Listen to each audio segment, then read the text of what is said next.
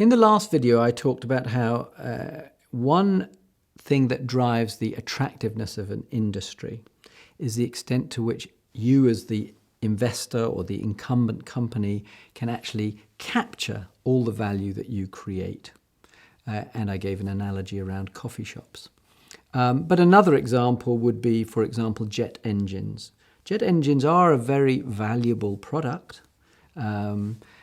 If you look at the way they enable us to travel, people will pay a lot to travel, and jet engines are absolutely critical in driving that. An efficient jet engine can save a lot of money in fuel costs. So in theory, we would pay a lot for jet engines.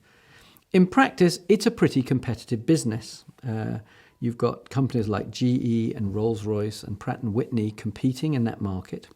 They're up against some pretty tough buyers like the airlines who don't have that much money themselves. So in the end, it turns out that the profitability of that industry isn't as high as you might think if you just look at the value created. And the framework that's very helpful for analysing this in more detail is Porter's 5 forces.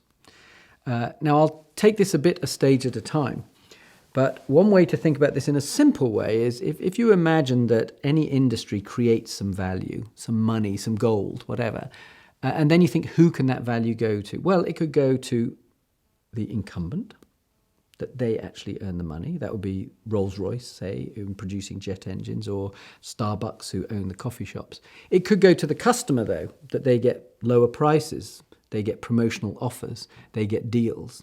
And certainly competition tends to erode prices, and that creates value for customers. It could go to new entrants. You could have a Chinese company come into jet engines. You certainly have new entrants into the coffee shop business, and they will take away a slice of the value. Or it could go to suppliers, that suppliers such as landlords, labour, could negotiate to get some of the value. And Porter laid this out on 5 forces, actually 3 of which result in the value going to the customer. So let me describe those a little bit more in detail. Number 1, you can have the value go to the incumbent. So this framework is really more, about where else can the value go. So you'll see in the top, it could go to new entrants.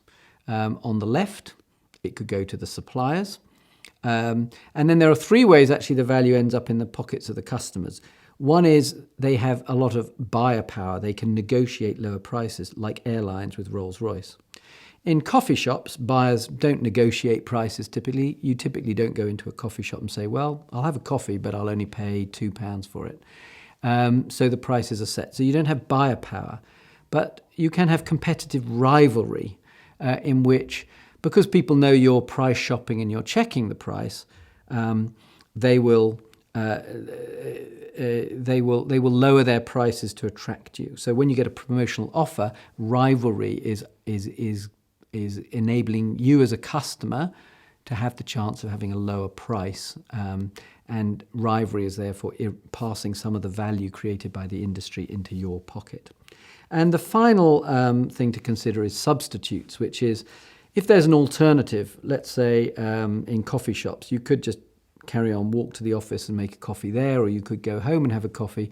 There's a price at which you'd say, look, I'm not going to bother. I've got another way. Or I'll go buy some sweets in a nearby sweet shop. I don't need a coffee to pep me up. So substitute products can also put a cap on prices. It's another way for customers to get some of the value from the industry. And these are the 5 forces.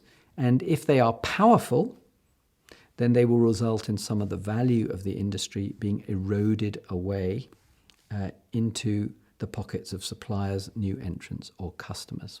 In the next video, I'll just give you a little example of that and talk you through it if this idea is still a bit fuzzy.